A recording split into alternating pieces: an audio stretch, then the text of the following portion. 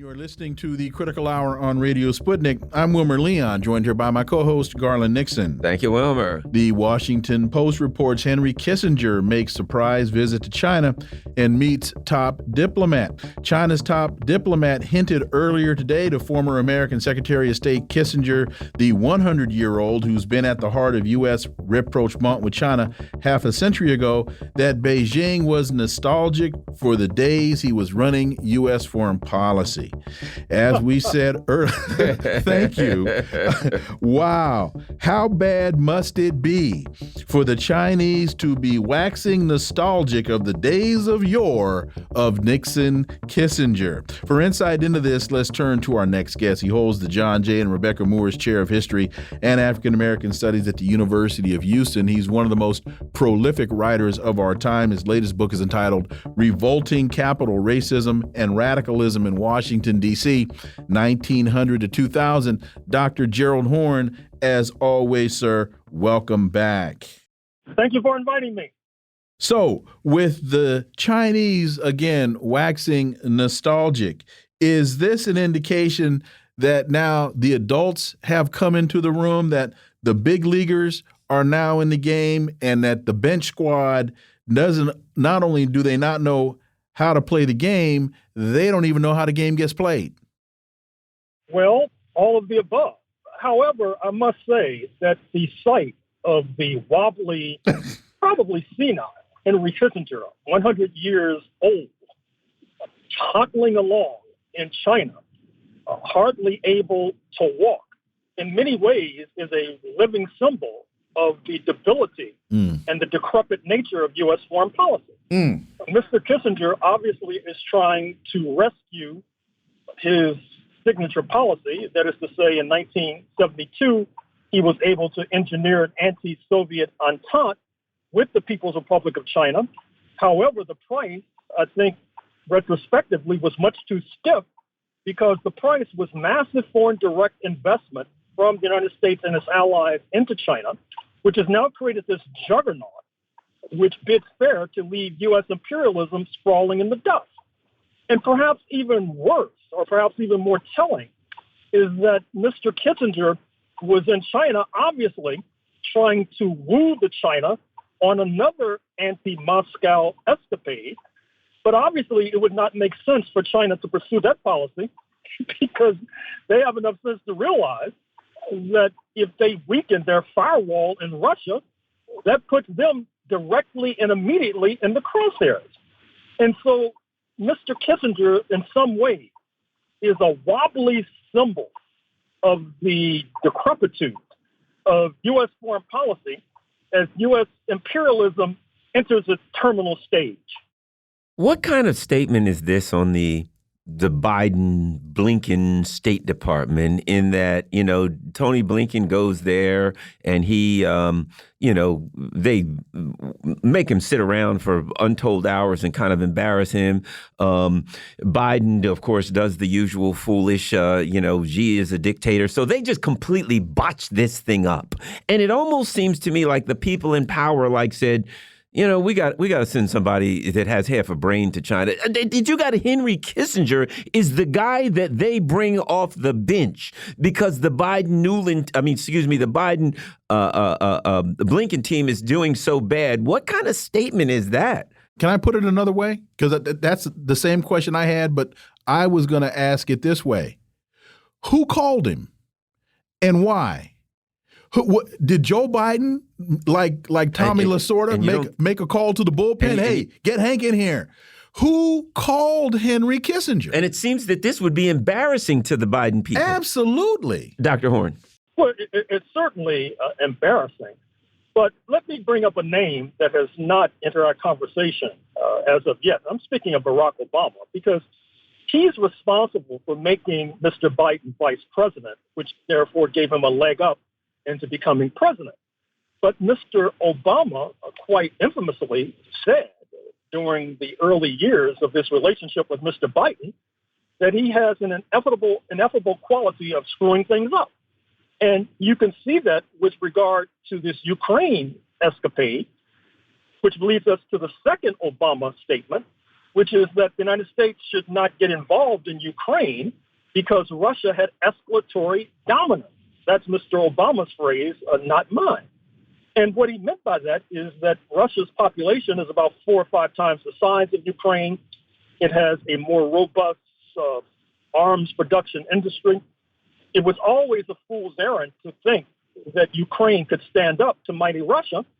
And so now that is being obviously told by the president in China of Henry Kissinger, which is obviously an attempt to rescue a failing foreign policy. Who called Henry Kissinger? I'm not really sure, but whoever called him, I think it's clear that it's too little too late. Well, in fact, my next question was, and so what are we to make of this, or what is to come of this? Because we know that after Tony Blinken came back from China, and during the course of the discussion, he said, we need to just put the whole so-called spy balloon thing behind us.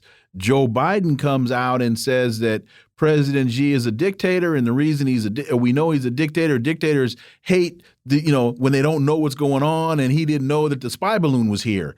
So Joe Biden just threw the grenade in the room, blowing the whole room up, leaving Tony Blinken still in the room.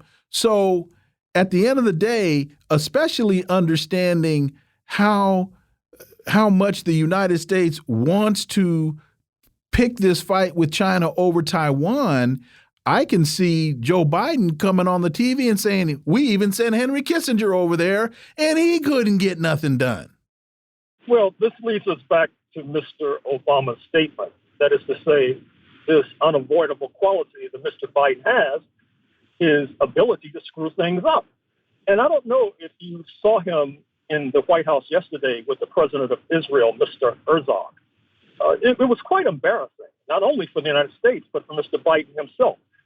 He had in his lap his talking points that he was reading, but he was stumbling over each and every one. And it seemed at one point that he was about to fall asleep. I kid you not. And so with regard to who's in charge in the White House, I think that that's the question that we need to ask. I'm not even sure if Mr. Biden is actually in charge. Certainly Vice President Harris is not in charge because, of course, she exposed Mr. Biden during the 2020 debate by pointing out that he made his bones, he made his reputation by campaigning against busing, campaigning against black people, and then suddenly had to go through this metamorphosis where supposedly he's Mr. Black and proud, in fact. And so we are in trouble, and Mr. Kissinger having to be called off the bench or perhaps called from one foot in the grave is evidence of the danger we now face. Former Clinton strategist James Carville warns voters not to fall for the Green Party candidacy of Cornell West, noting that his campaign manager, Jill Stein, is, quote, almost certainly an agent of the Russian government. Here we go again. Now, Cornell West, the Uhuru, I guess next they're going to tie him to the Uhuru movement and charge him too. Your thoughts, Dr. Horne? Well, that was a very unfortunate statement by James Carville. Jill Stein probably should be consulting her attorneys. She may want to be preparing legal papers to drag Mr. Carville into court and force him to either put up or shut up. That is to say, to prove this obviously spurious, specious charge that Jill Stein is an agent of Moscow, or alternatively sue him and expect him to pay damages to Jill Stein. But it's also evidentiary of the desperation of the leading Democrats, because I think at the end of the day, perhaps even at the end of this campaign, one of the remarks that we'll remember for years to come, assuming that humanity survives this present crisis, is what Dr. West said. That is to say, you can vote for Mr. Trump and expect civil war, or you can vote for Mr. Biden and expect World War III.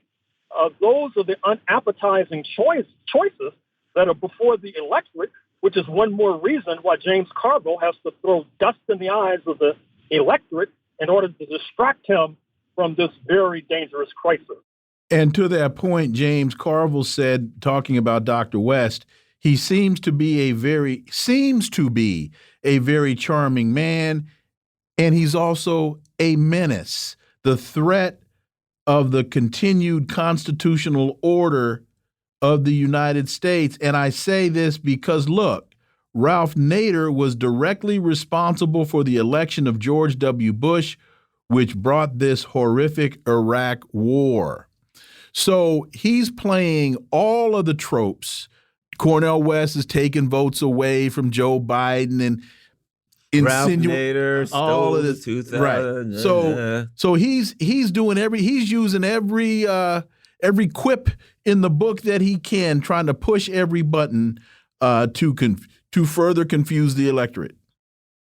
Well, with regard to the 2000 election, you can either blame the U.S. Supreme Court and a very shoddy legal opinion for handing the White House on a silver platter to the Republicans, or you can blame the Democratic candidate, Al Gore, who was not able to win his home state, speaking of Tennessee. But in any case, I think that this reflects desperation.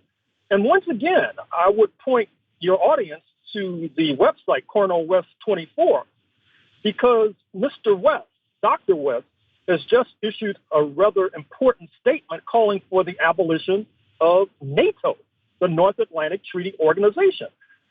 Right now, I regret having to say that's a very dangerous position to take. It's taken very seriously. And let me announce over the air, and hopefully this message will get to Dr. West, I really do think he should tighten his security because these guys play for keep.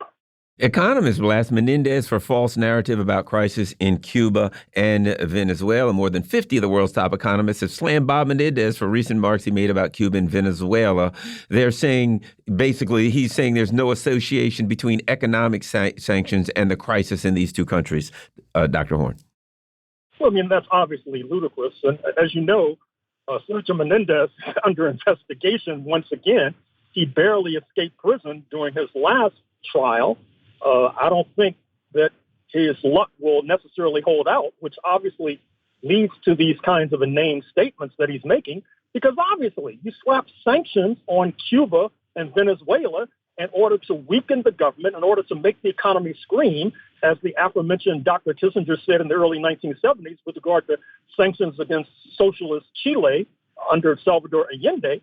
And so to act as if sanctions have no potency, have no meaning, when precisely they're slapped on in order to topple a regime, obviously he's losing his marbles.